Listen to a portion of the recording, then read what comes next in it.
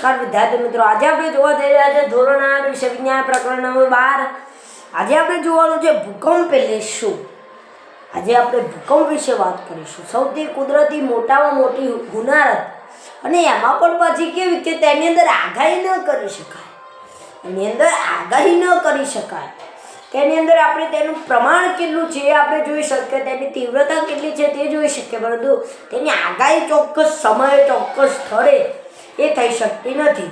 હવે આપણે ભૂકંપ વિશે મુખ્ય થિયરી શીખવાની છે। ભૂકંપની વ્યાખ્યા તે પૃથ્વીનું અચાનક હલવું કે ડોલવું, આ પ્રક્રિયાને ભૂકંપ કહે છે, અને પૃથ્વીના પેટાની અંદર સુધી થતા વિક્ષોભને કારણે ભૂકંપ થાય છે।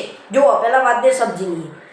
ભૂકંપ એટલે આપણને બધાને એમ લાગતું હોય કે પૃથ્વી આમ હલે એટલે ભૂકંપ આવે, પરંતુ એની અંદર પણ બહુ લાંબી પ્રક્રિયા હોય। કેવી? કારણ કે ભૂકંપ આવે તો હવે તેની બચાવવાની આપણે બચવું તો છે, પરંતુ મિનો સેકન્ડની અંદર આપણે બચવાનું છે, અથવા એની અંદર પણ તેના ઉપાયો હશે, ઘરમાં હો બહાર હો। આવું કેમ? કારણ કે આપણે આનાથી બચવાનું છે એના માટે, બરાબર। અને આપણા જીવન ઉપયોગી પ્રશ્ન છે। અને આ ભૂકંપ એટલે શું તેના વિશે આજે આપણે સમજીશું।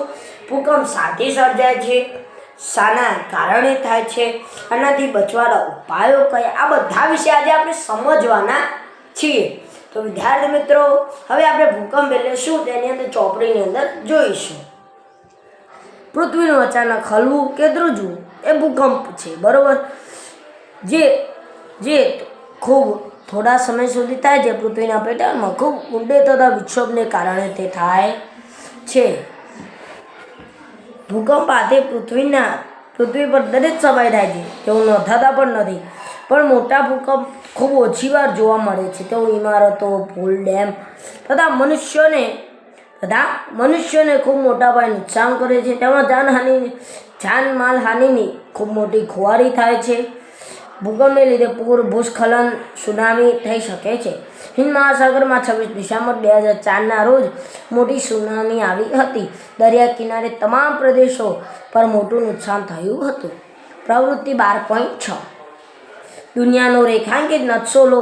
ભારતના પૂર્વે કિનારો તથા અંદમાન નિકોબારના ટાપુએ હિન્દ મહાસાગરની આજુબાજુ રહેલા અન્ય પ્રદેશો કે ક્યાં નુકસાન થયું તે દર્શાવો। તમારા માતા પિતા, વડીલો અને આડોશ-પાડોશમાં ભારતના સુનામીના લીધે થયેલી ખુવારીની માહિતી મેળવો।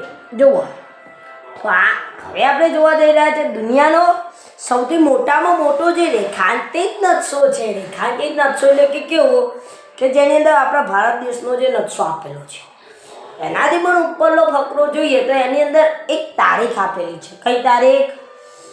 26મી ડિસેમ્બર અને 2004ના રોજ ક્યાં ભૂકંપ સર્જાયો હતો?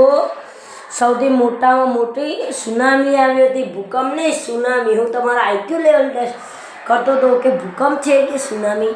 તમને યાદ હોવું જોઈએ કે ક્યારે કયો ભૂકંપ, ક્યારે શું થયું, આ બધી વસ્તુ ઇમ્પોર્ટન્ટ, તારીખ અને ઈસવીસન, બસ ઈસવીસન નહીં તો સાલ તો યાદ રાખજો જ, નહીંતર તમે પણ ભૂલી જશો। હવે આની અંદર સૌથી મુખ્ય તારીખ આવશે। આની અંદર સૌથી મુખ્ય તારીખ કઈ આવશે? 26મી જાન્યુઆરી આપણા ગુજરાતની અંદર થયો હતો। પછી અમુક ભારત બહારના દેશોની અંદર પણ સર્જાયો હતો, તેના વિશે છે, બરાબર। તો હવે આપણે જોઈશું પ્રવૃત્તિ 12.6। અને હવે આની અંદર આ ફકરો એમ કહેવા માંગે છે, આની અંદર બહુ કાંઈ નથી, પરંતુ આને સમજશો તો હેલો છે। જુઓ, એની અંદર ભૂકંપ આખી પૃથ્વી પર દરેક સમય સર્જાય, અને એ તારીખ નક્કી થઈ હતી, અને તે નોંધાતો નથી કે આ તારીખે આ ભૂકંપ, પરંતુ મોટા ભૂકંપ હોય અમુક સમય નોંધાઈ જાય, જેવી રીતે આ 26મી ડિસેમ્બર 2004 વાળો તે નોંધાઈ ગયો, તો એ મોટો ભૂકંપ, એની અંદર શું નુકસાન થાય તે જણાવવાનું। હવે આપણે પ્રવૃત્તિ 12.6ની અંદર આવે તો રેખાંકિત નકશો લો। તમારી આડોશ પાડોશની અંદર તમારી આડોશી પાડોશીને ખબર હોય તો જ્યાં સુનામી આવી, ક્યાં આવી હતી? અંદમાન નિકોબારના જે ટાપુ ઉપર, હિન્દ મહાસાગરના જે ટાપુ ઉપર જે સુનામી આવી હતી, તો એના વિશે જો કોઈને ભાગ્યે જ ખબર હોય તો જ પૂછજો, બરાબર। નહીંતર એમને ના પૂછો તો એઆઈને પણ પૂછી શકો છો। અત્યારની ટેકનોલોજી, આર્ટિફિશિયલ ઇન્ટેલિજન્સને તમે પૂછી શકો છો। અને જો પૂછવું હોય તો, નહીંતર આપણે ચોપડીની અંદર પ્રવૃત્તિ એ સમજવાની હોય છે, ના કે કરવાની. અમુક એવી પ્રવૃત્તિ હોય કે જે ઉપયોગી હોય તે કર્યા વગર ચાલે એમ નહીં, બરાબર. તો હવે આપણે જોઈશું ભૂકંપ શાથી થાય છે. આની અંદર છે બુજો. મારા દાદા અને દાદી કહેતા હતા પૃથ્વી બળદના શિંગડા પર સંતુલિત કરેલી છે અને જ્યારે બળદ તેને બીજા શિંગડા પર મોકલે ત્યારે ભૂકંપ આવે છે. આ રીતે સાચું. આ કેવી રીતેથી સાચું હોઈ શકે? જુઓ, આ બુદ્ધની જે દાદી હતા તે એમ કહેતા હતા કે પ્રાચીન સમયની અંદર તો જે હતા લોકો તો એમ કહે કે ભગવાન બળદ એટલે કોણ? શંકર ભગવાન. એમના ઉપર પૃથ્વી હોય અને જ્યારે બીજા શિંગડા ઉપર જાય ત્યારે શું થાય? ભૂકંપ સર્જાય. પરંતુ હકીકતતા વાસ્તવિકતા આવી હોતી જ નથી. હવે આપણે ફટાફટ આગળ જોઈએ. પ્રાચીન સમયના લોકો ભૂકંપને સાચા કારણની ખબર જ નહોતી. તેમને ખબર જ નહોતી. તેથી તેમના વિચારો પર બુજોની દાદીના માફક પૌરાણિક કથાઓને આધારિત હતી. આવી દંતકથાઓ દુનિયામાં અન્ય ભાગોમાં પણ પ્રચલિત હતી. પૃથ્વીની અંદર શું ખલેલ પહોંચાડી શકે છે? તો જો હવે આપણે જાણીએ કે પૃથ્વીના સૌથી ઉપરના પડ જેને પોપડો કહે છે, જેની અંદર ઊંડાણમાં થતા વિક્ષેપને લીધે ધ્રુજારી થાય છે. પૃથ્વીનું સૌથી બહારનું પડ સરળ નથી, તે ટુકડામાં વિભાજિત છે. દરેક ટુકડાને પ્લેટ કહે છે. આ પ્લેટો સતત ગતિમાં હોય છે. જ્યારે તેઓ એકબીજા સાથે ઘસાય કે અથડાવાથી એક પ્લેટ બીજી પ્લેટ જાય છે ત્યારે પૃથ્વીના પોપડામાં વિક્ષેપ ઉત્પન્ન થાય છે. આ વિક્ષેપ જે પૃથ્વીના સપાટી પર ભૂકંપ સ્વરૂપે દેખાય છે, બરાબર. હવે બુજો શું કહે? જો વૈજ્ઞાનિકોને ભૂકંપ વિશે વધુ માહિતી હોય તો તેઓ શું હવે તે ક્યાં અને ક્યારે ત્રાટશે તે કહી શકીએ. જો કે આપણે ભૂકંપ સાથી થાય છે તે ખાતરીપૂર્વક કહી શકીએ છીએ, છતાંય ક્યાં અને ક્યારે થશે તે અનુમાન કરવું હજુ શક્ય બન્યું નથી. મેં ક્યાંક વાંચ્યું હતું કે ભૂગર્ભીય ખડકાઓ પણ ધ્રુજારી સરકી શકે છે.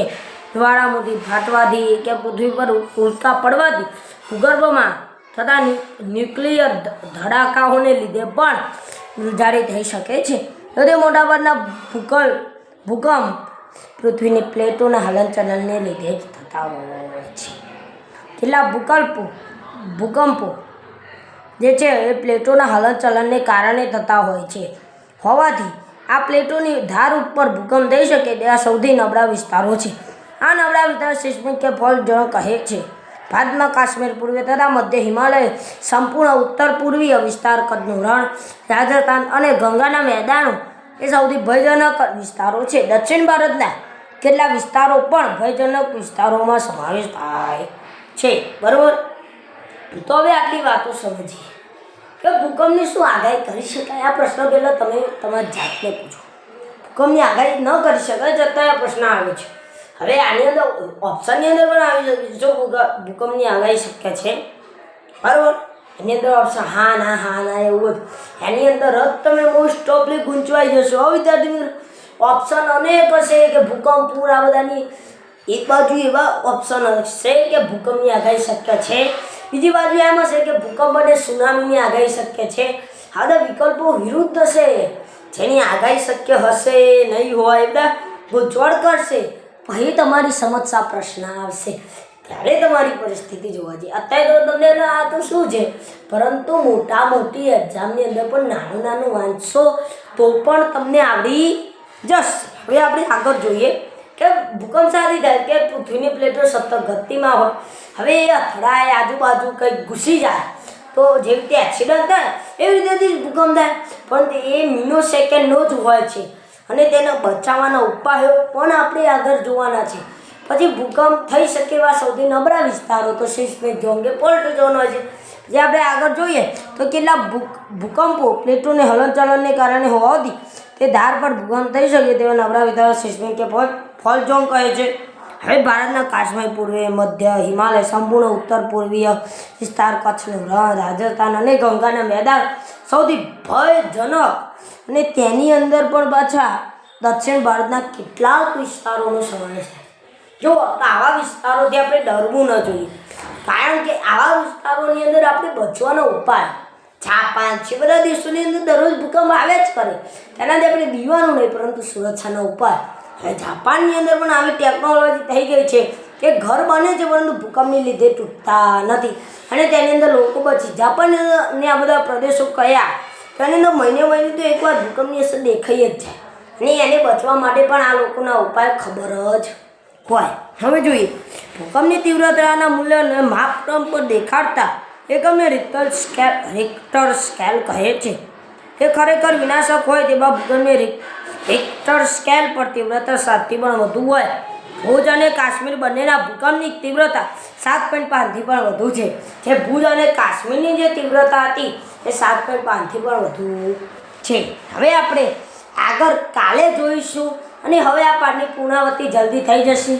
તો વિદ્યાર્થી મિત્રો આગળના વિડીયો જોવા હોય તો મારી ચેનલ પર જો નવા આવ્યા હોય તમે તો લાઈક તેમજ સબસ્ક્રાઈબ જરૂર કરજો. નમસ્કાર.